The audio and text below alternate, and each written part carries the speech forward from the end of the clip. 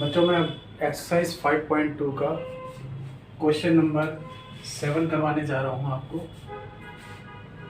Question number 7 में क्या कह रहा है आपसे वो देखिए। कह रहा है find the 31st term of the AP की 31st टर्म आपको फाइंड आउट करनी है, जिसकी 11th टर्म किसके इक्वल है, 38 के, और 16th टर्म जो है वो किसके इक्वल है, 73 के। तो आप लिखेंगे let A be the first term and d be the common difference. Let a be the first term and d be the common difference.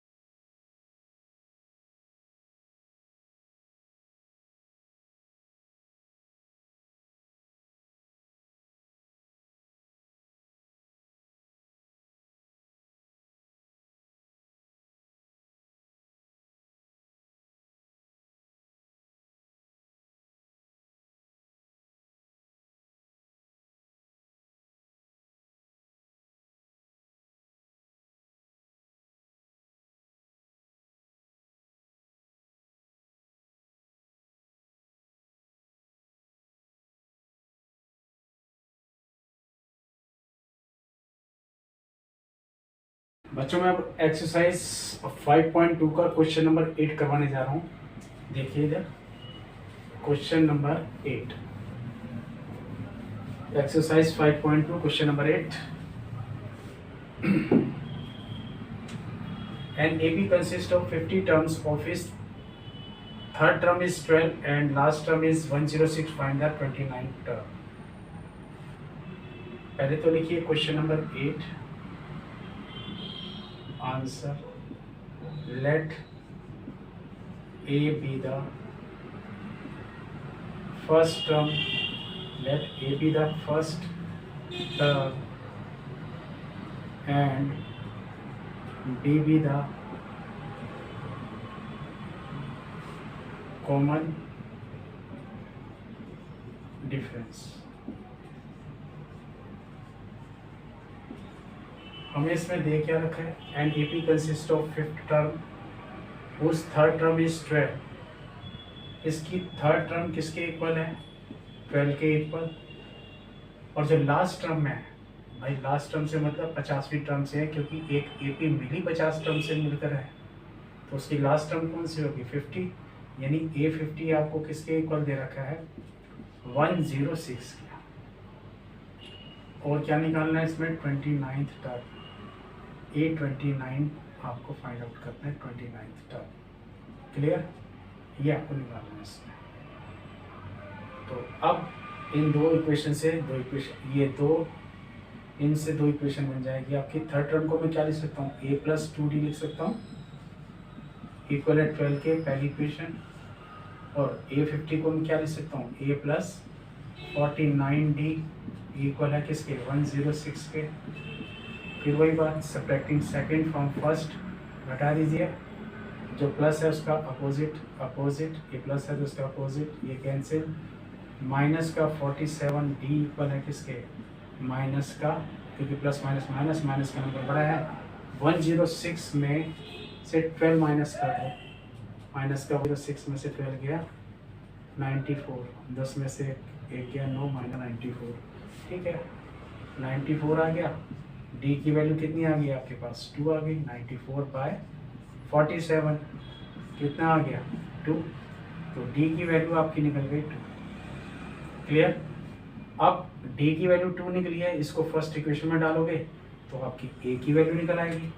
A कितना है आपके पास, ये तो हमें निकालना है ना, 2 इंटू D कितना है 2, फर्स्ट इक्वेशन में पुट कर दिया, तो A+4 इक्वल है किसकी 12 के, A इक्वल है 12 माइनस 4 के, A की वैल्यू कितनी निकल गई आपकी 8 निकल आई। अब हमें निकालना क्या है इसमें, इस क्वेश्चन में हमें निकालना क्या है 29th टर्म, तो A29 को मैं क्या लिख सकता हूँ A+28D, A की जगह A की वैल्यू डालो, 8+28D कितना है 8 + 28 दूनी 56, 64, ये आपका आंसर आ गया। 29th टर्म कितनी आ गई 64 के बराबर।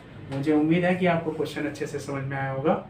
ठीक है, पहले आप इतना नोट कर लीजिए, फिर मैं आगे लेके चलूँगा आपको। पहले इतना नोट कर लीजिए आप, या स्क्रीनशॉट लेना चाहें तो स्क्रीनशॉट ले लीजिए, पहले इतना नोट कर लीजिए।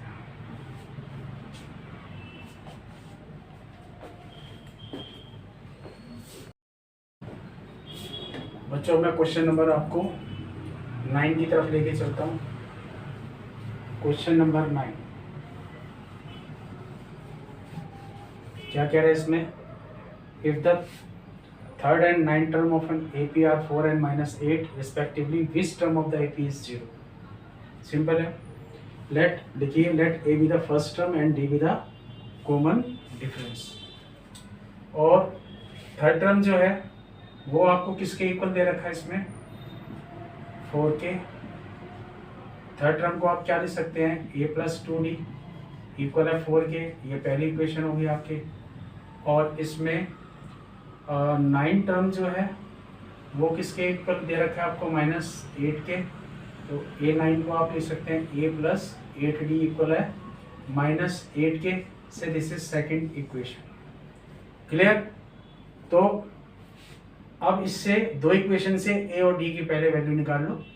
ठीक है, A क्या था आपके पास A+2D इक्वल है 4 के, और A+8D इक्वल है किसके आपका -8 के। ये फर्स्ट थी, ये सेकंड थी, subtracting second from first, opposite sign रखते हैं, प्लस है तो माइनस, प्लस है तो माइनस, माइनस है तो प्लस, ये कैंसिल, माइनस का 6D इक्वल है प्लस प्लस प्लस, D की वैल्यू कितनी आ गई बच्चों 12/-6, D की वैल्यू आ गई -2, D निकल गया। अब ये उठा करके हमने फर्स्ट में डाल देना तो 8 निकल आएगा। फर्स्ट क्या था आपके पास A+2D के प्लेस पे -2 रख दिया, इक्वल है 4 के, A-4 इक्वल है 4 के, A इक्वल है 4 + 4 के, A इक्वल है 8 के। ये हमारे पास A की वैल्यू भी निकल गई। इधर से हमने डी निकाल लिया और इधर से हमें मिल गई ए की वैल्यू। ए और डी निकलने के बाद अब हमें को क्या निकालना है, this term of the AP is 0। तो यहाँ लिखिए for finding the zero,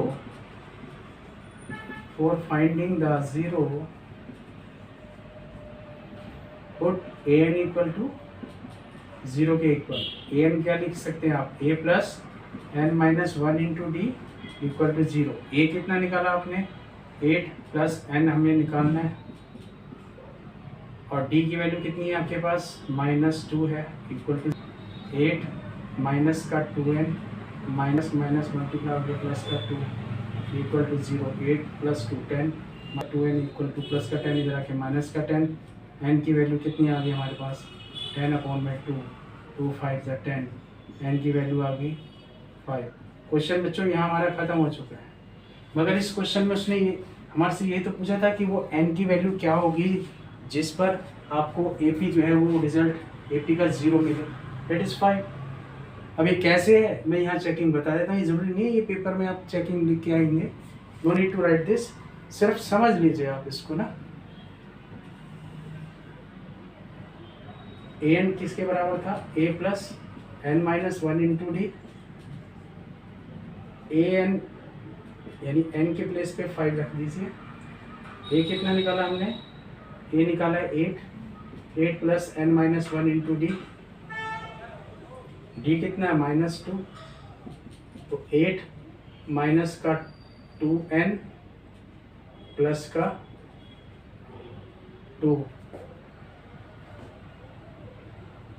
N के प्लेस पे तो हमें वैल्यू रखनी पड़ेगी ना बच्चों, 2 5 = 10, यस, यहाँ एन की जगह पे हमने वैल्यू रख दी एन की जो हमने निकाली थी। 5 में से गया 4, 4 दूनी 8 माइनस 8, तो सीधा लिख दो 8 माइनस 8, रिजल्ट आ गया 0, खत्म कहानी, ठीक है ना। 4 इंटू 2 -8, 8 माइनस 8 क्या आ गया 0। तो पाँचवीं टर्म पे एन की वैल्यू पाँचवीं टर्म पे क्या है, निकली है 0। यही तो क्वेश्चन में था हमारा, यही फाइंड आउट करना था कि वो एन की वैल्यू क्या होगी जिसपे एपी 0 मिले, ठीक है। Thus the value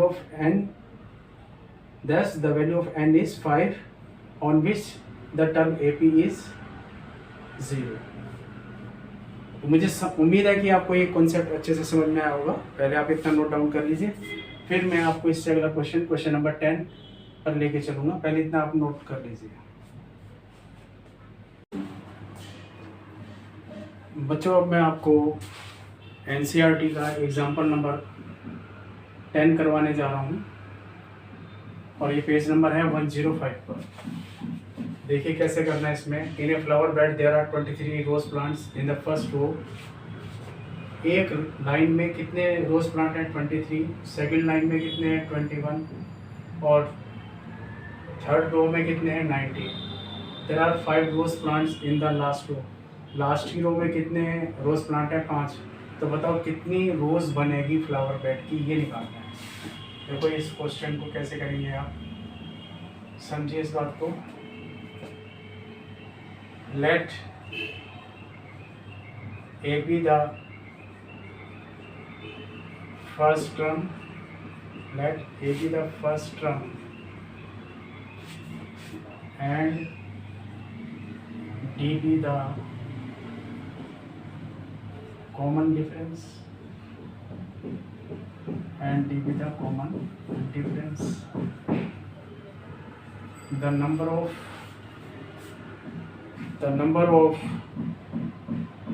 rows, पहले आप इतना नोट कर लो।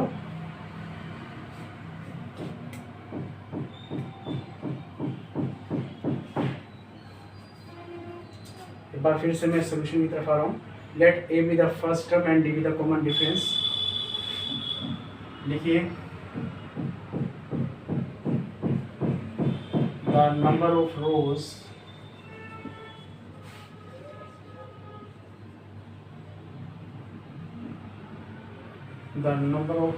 plants in the first row in the second row, number of rose plants in the first row, in the second row, in the third row,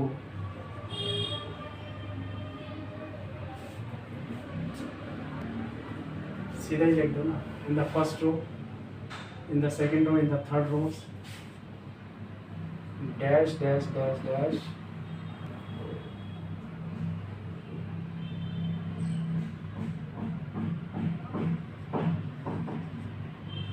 number of rows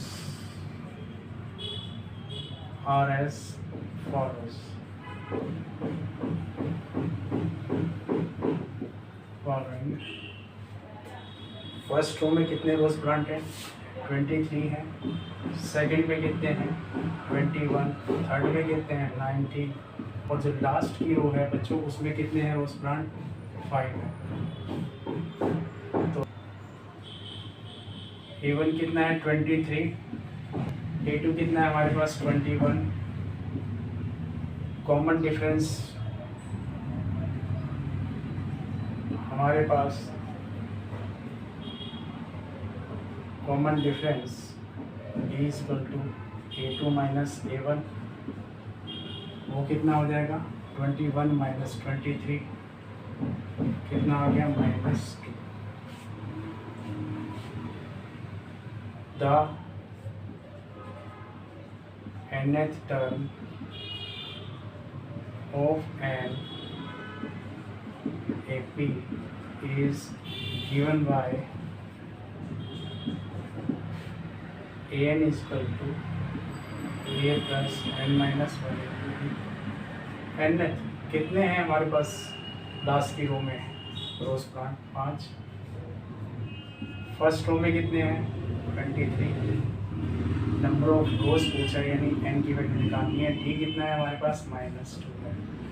5 is equal to 23 minus का 2n plus का 2, तो 5 is equal to 25 minus 2n, 5 minus 25 equal -2n, और -20 is equal to -2n। Minus से minus का sign cancel, और 20/2 कितना आ गया?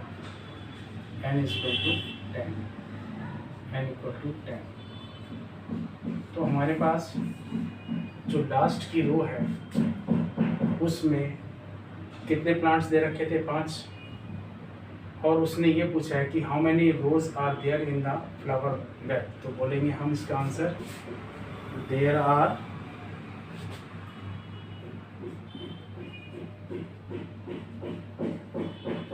10 rows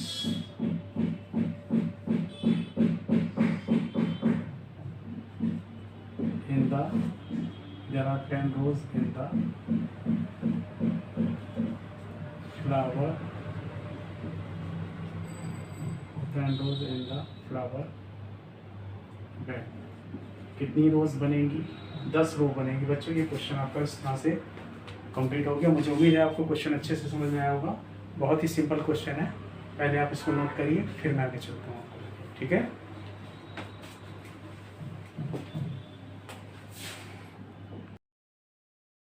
बच्चों आपको अब मैं एक्सरसाइज 5.2 का क्वेश्चन नंबर 8 करवाने जा रहा हूँ। ये भी अच्छा क्वेश्चन है, बहुत इंपॉर्टेंट क्वेश्चन है ये भी। An AP consist of 50 terms of which third term is 12 and last term is 106, find out 29 term. Question क्या है वो समझिए कि एक AP 50 टर्म से मिलकर के बनी हुई है, जिसमें उसने बताया कि थर्ड टर्म किसके बराबर है? थर्ड टर्म किसके इक्वल बोल रहा है वो? 12 के। और 50 टर्म से मिलकर के बनी हुई है जिसकी लास्ट टर्म कितनी दे रखी है? 106। तो मैंने कैसे 50वीं टर्म को 106 लिखा? क्योंकि उसने ये कहा है कि एक AP 50 टर्म से मिलकर के बनी हुई है जिसकी लास्ट टर्म जो है वो किसके इक्वल है? 106 के। हमें निकालना क्या है इसमें? 29th term. हमें ये फाइंड आउट करने के लिए बोला है, 29th टर्म फाइंड आउट करके बताना है। तो लिखिए, late A be the first term, let A be the first term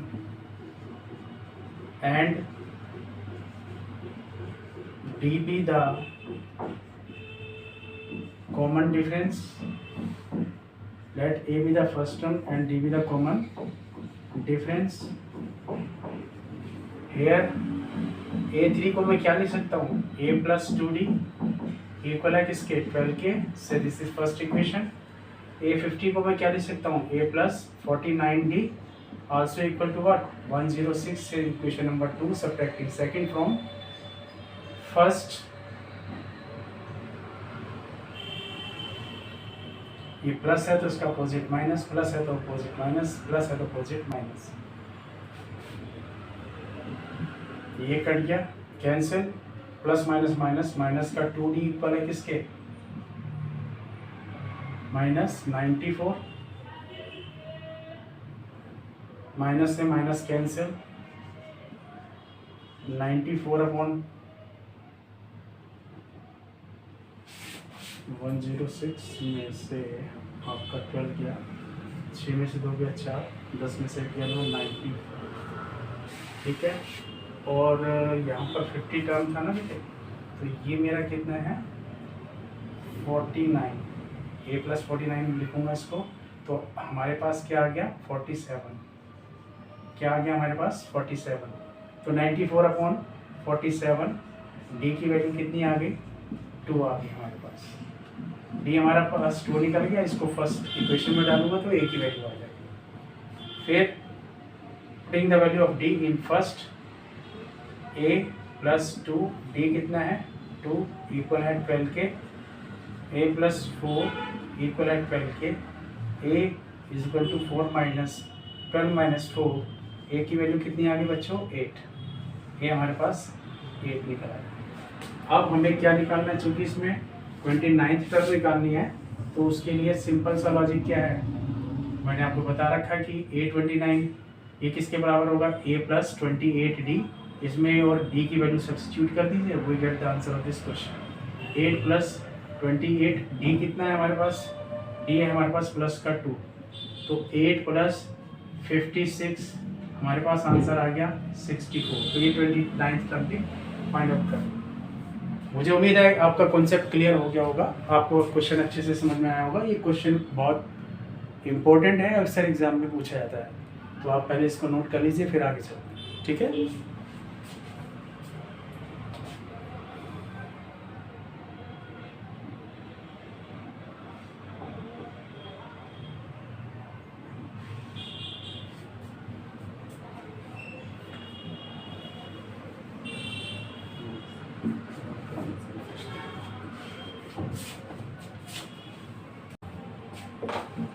बच्चों मैं क्वेश्चन नंबर आपको 11 करवा रहा हूँ एनसीईआरटी का, एक्सरसाइज 5.2 का.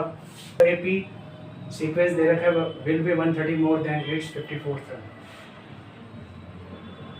कैसे करना है देखिए, let A be the first term, let A be the first term and D be the common difference. Let A be the first term and D be the common difference. Here A1 कितना है हमारे पास 3, A2 कितना है 15. Common difference D किसके equal है, A2 minus A1 के 15, 15 minus 3 हमारे पास आ गया 12. क्वेश्चन में क्या रखा है, वो n की वैल्यू क्या होगी जिसमें सीक्वेंस आपको दे रखा है will be 132 more than its 54th term. वो 54th टर्म से 132 ज़्यादा होगी, वो n की वैल्यू हमें बतानी है इस क्वेश्चन में. ठीक है, तो करते हैं क्वेश्चन को. The nth term of an AP is given by an is equal to A plus n-1 into D के बराबर होता है। अब क्वेश्चन में कंडीशन के हिसाब से 54th टर्म जो है कितनी एक्सीड्स है, 132 ज़्यादा है किससे, nth से। nth कितना है आपका a plus n-1 into D, तो a कितना है इसके क्वेश्चन में 3 प्लस n-1, कॉमन डिफरेंस कितना निकाला है हमने, 12 निकाला है। तो ये कितना हो जाएगा 3 प्लस 12n-12 इक्वल है A54 को आप अलग से कैलकुलेट कर लीजिए। A54 को मैं क्या लिख सकता हूँ, A प्लस 53D। A कितना है इसमें 3 प्लस 53, कॉमन डिफरेंस कितना निकाला है हमने 12, 12 3 36, 12 7 3 63 प्लस 3 639। ये 54 टर्म हमने कैलकुलेट कर ली, तो 54 की जगह पे मैंने लिख दिया 639 प्लस 132। ये कितना हो गया, 9 हो गया, 3 3 6 और 1 7 7 771। और यहाँ पर क्या हो गया 12n-9, बिना n की संख्या इधर ट्रांसपोज कर दीजिए आप। 12n equal to 771 plus 9, 12n equal to 9 1 10 7 और 1 8, 780। n की वैल्यू निकल गई हमारे पास कितनी, 12 6 72, 12 5 60। n की वैल्यू कितनी आ गई 65। ये हमारे पास इसका n निकल गया, n निकल गया 65। ठीक है, तो हमें n की ही वैल्यू निकालनी थी इस क्वेश्चन में। ठीक है, मुझे उम्मीद है ये कॉन्सेप्ट आपको समझ में आया होगा। क्वेश्चन बहुत सिंपल सा है, इसमें ये कहा है कि वो n की वैल्यू क्या होगी, सीक्वेंस आपको दे रखा है, वो n की वैल्यू जो है यानी nth टर्म से कितनी ज़्यादा है, वो 54th टर्म से एक्सीड है कितनी 132। यानी कि यहाँ पर आपको सबसे पहले A54 कैलकुलेट करना पड़ेगा और वो वैल्यू यहाँ रखनी पड़ेगी 54 के प्लेस पे, और 132 उसमें ऐड कर दो, यहाँ से वो n की वैल्यू आएगी। ठीक है, इस क्वेश्चन में n की ही वैल्यू फाइंड आउट करनी थी, क्योंकि इसने कहा था कि वो n की वैल्यू क्या होगी, that will be 132 more than its 54th term, जो कि 54 टर्म से 132 मोर होगी। पूरी कैलकुलेशन के साथ मैंने क्वेश्चन यहाँ कर दिया है। मुझे उम्मीद है आपको अच्छे से समझ में आया होगा, तो please pause the video to be note.